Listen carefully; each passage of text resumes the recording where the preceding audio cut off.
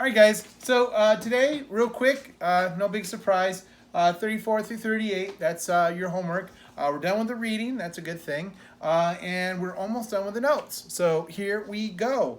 So the last thing we left off on was Roman numeral 12. Businesses grow in the 1920s. Awesome. Tax cuts and other resources allow for old businesses to grow and new businesses to grow. So because of tax cuts, everybody's growing. There are a number of mergers. These are combinations of two or more similar businesses. And so, in some cases, completely different companies now are being merged together. By 1930, 200 corporations pretty much control over half of the nation's corporate wealth. Letter C, in the 1920s, corporations and its leaders have 60% in their profits.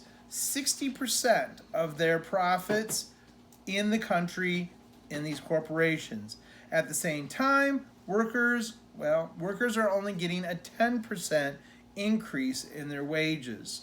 A possible explanation for the Depression is this disparity that corporate heads are getting 60% increases, whereas their workforce is only getting a 10% increase.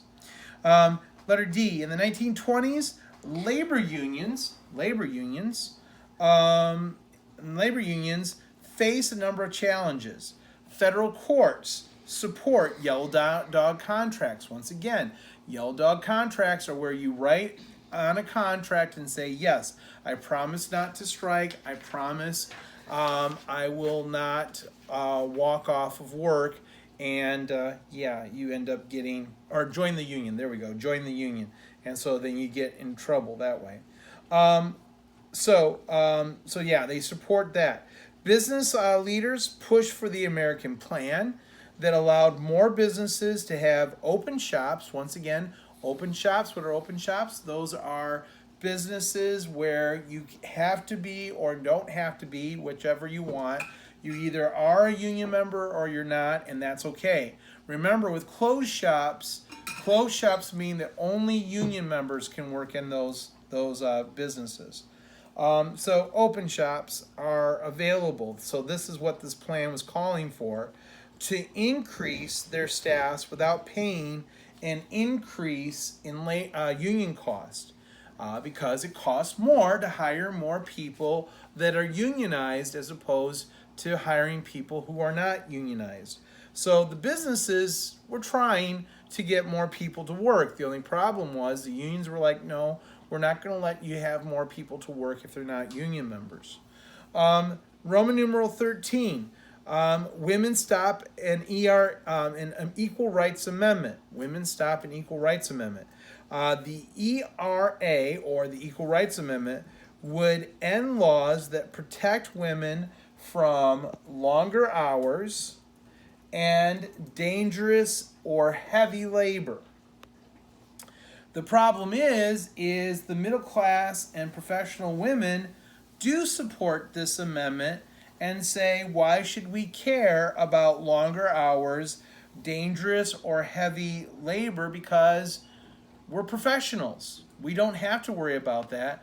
But a majority of women, if they are working in these very hard and horrible conditions. The poor and working class, letter C, oppose the ERA. They want time at home with their families, and they want shorter working days. They also oppose the dangerous and hazardous work, especially when they have their kids, their families, that are the ones that are doing this dangerous work. They don't see the benefit, like professional women do, of getting male jobs. Those jobs for the poor couldn't have been done by these women, like heavy lifting and back-breaking work. So the ERA amendment will go down in flames. Roman numeral 14, immigration challenges. By the 1920s, a quarter of the United States population is now either foreign-born or non-white. A quarter of our population is either foreign-born or non-white. Laws then are created then to stop all these foreign-born individuals and try to limit how many can come here. So the first law in 1921, the first law only allowed 3% of an ethnicity's population based on the 1910 census. So I've got an example for you. So like for instance, if there were 30,000 Italians in the United States in 1910, you take 3% of the 30,000, that leaves you that the only number of people that could come in 1921 that were Italians, there could only be 900 Italians if my example was correct, right?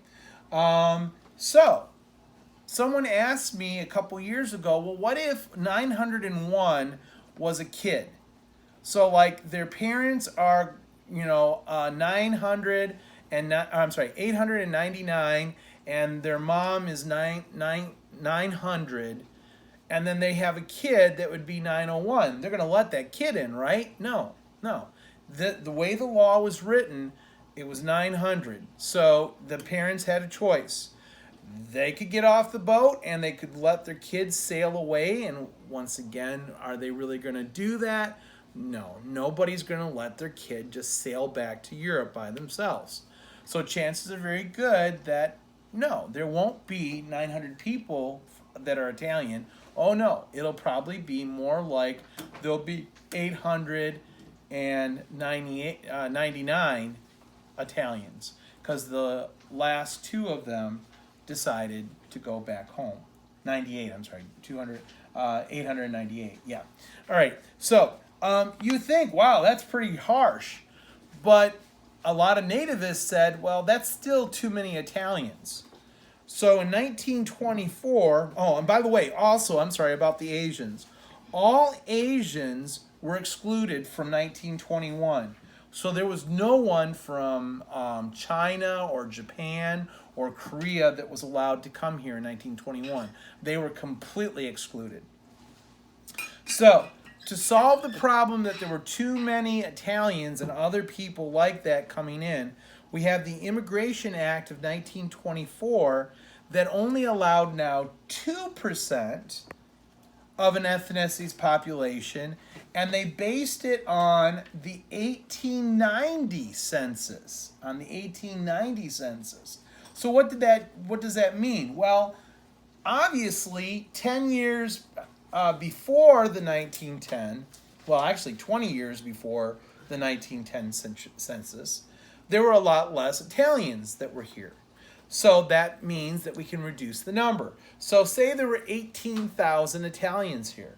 You take 2% of 18,000 and you get now 360 Italians that could come here in 1924.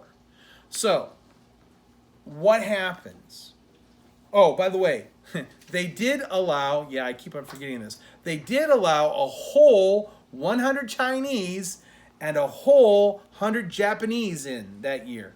But that was it. So what's the result of these two laws? People from Asia, people from Europe say, we're done. It's too much of a hassle. It's too hard to get into the United States. We're not going. And then there's the Depression. No one wants to come here during the Depression. And then there's the Second World War. No one wants to come here and maybe be put into the U.S. Army. The 1950s, good times, but once again, they kept this on the book. It's not going to be until 1963 until they're going to change the law once again to let Europeans and Asians back in any good numbers. By the way, their plan kind of exploded on them because if you guys can remember, there was nothing said about South America or nothing said about Canada. And so a lot of Canadians and a lot of South Americans will come during the 1920s, 30s, and 40s into the United States. All right. Questions? I hope none. Here's the questions you need to do tonight, 34 through 38. My friends, have a good day. Enjoy sort of the sun, although it's kind of looking kind of dark out there. But enjoy your day all the same. All right, guys, I'll see you. Bye.